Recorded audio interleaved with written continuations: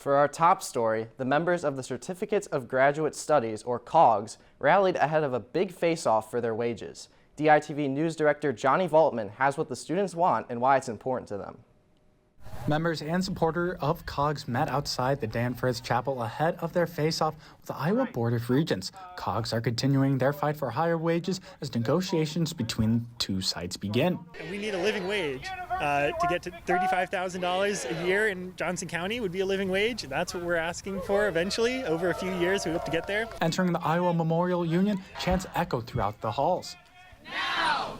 We don't get it! Shut it down! Members packed the inside and outside of the homecoming room, but the members of the Board of Regents were not there. Instead, lawyers who would head the opening talks. COGS opened up the talks requesting that many benefits that were eliminated in 2017 be restored. After a brief break, the lawyers returned with their initial offer. In the face that the Board of Regents came back with a 3% raise for us.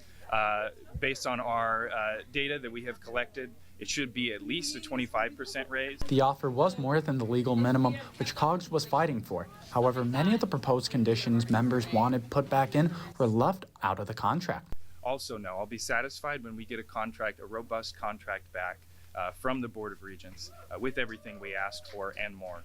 As the meeting drew to a close, COG members wanted to remind what impact they have on the University of Iowa. We do! Might not realize that the person teaching them is a graduate student and isn't a full professor.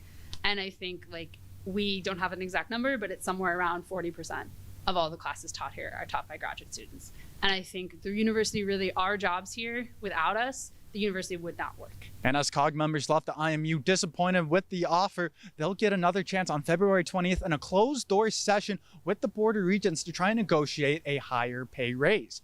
From the University of Iowa, Johnny Valtman, DITV.